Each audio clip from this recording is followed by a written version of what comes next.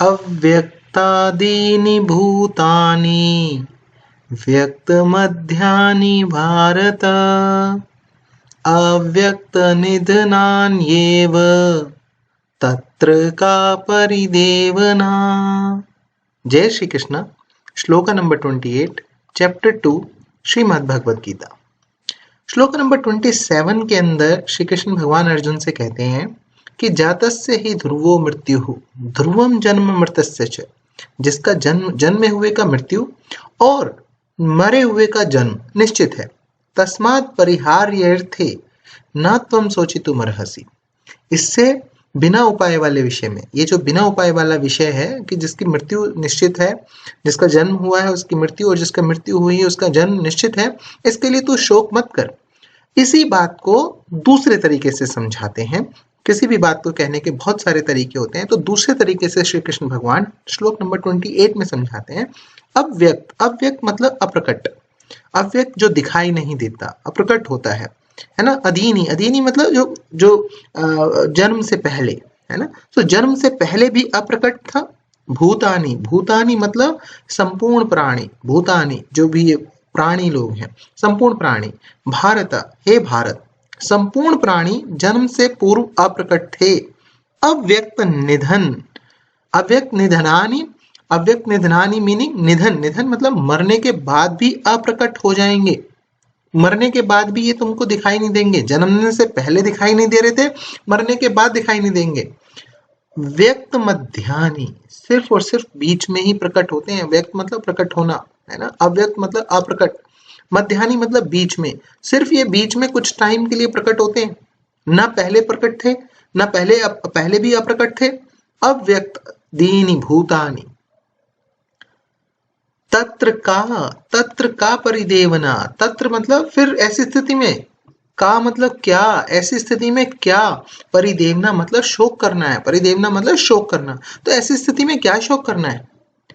Same ही बात है जो 27 श्लोक के अंदर कही थी। वो क्या थी कि जिसका जन्म निश्चित है, जिसका जन्म हुआ उसकी मृत्यु निश्चित है, और जिसकी मृत्यु हुई है उसकी जन्म निश्चित है। उसी बात को कहते हैं कि ये जो संपूर्ण प्राणी है, भूतानी, ये जो सारे भूतानी लोग हैं, हे भारत, ये अप्रकट हैं। जन्म से पहले अधीनी, जन्म से पहले अप्रकट थे। अव्यक्त निधनानि एव तत्र का परिदेवना।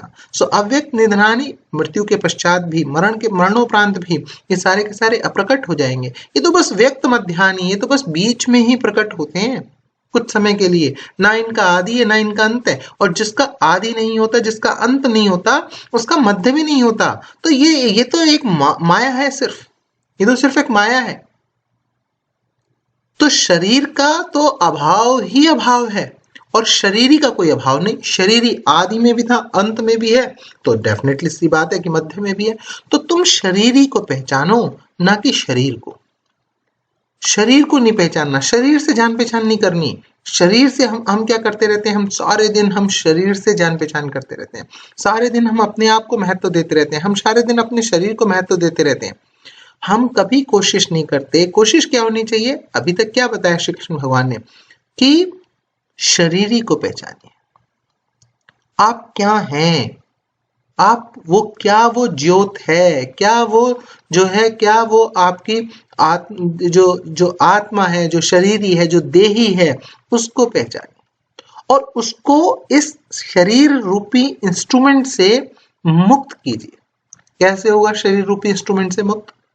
जब हम कुछ कर्म अपने सर नहीं लेंगे, जब हम ये नहीं कहेंगे कि ये कर्म मैंने किया। अगर हम ये नहीं कहेंगे कि ये कर्म मैंने किया, तो जाहिर सी बात है हम डिपॉजिट नहीं करेंगे उस कर्म को अपने कारण शरीर के अंदर। क्योंकि as soon as we have said that this karma is done by me, जैसे ही हमने ये कहा कि ये कर्म हमने किया है, सो हमने क्या कर लिया, हमने इसको डिपॉजिट कर लिया कारण शरीर के अंदर। और अगर हमने इसको डिपॉजिट जमा कर लिया कारण शरीर के अंदर, सो जाहिर सी बात है हमें उस कर्म का फल भोगने के लिए कोई ना कोई शरीर तो हमें डेफिनेटली, वो इंस्ट्रूमेंट तो हमें चाहिए चाहिए।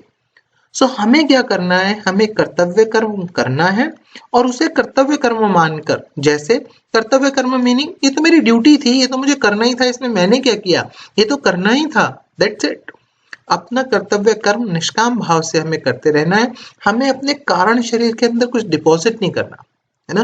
कारण शरीर के अंदर कुछ भी डालना नहीं है। अगर कारण शरीर हमारा खाली हो जाएगा, हमारा डिपॉजिट, हमारे जो संचित कर्म है, संचित कर्म मतलब जो कर्मों का जमावड़ा जो है, जो इकट्ठे जो हो गए, वो संचित कर्म अगर हमारा जीरो हो जाएगा तो हमारा प्रारब्ध जीरो हो जाएगा। प्रारब्ध मतलब जो फल, जो कर्म पककर फल देने के लिए तैयार हो गए हैं। जाहिर सी बात है, जब हम अपने कर्मों को डालेंगे ही नहीं कारण शरीर में, तो कर्म पककर फल देने के लिए तैयार कहाँ से होंगे।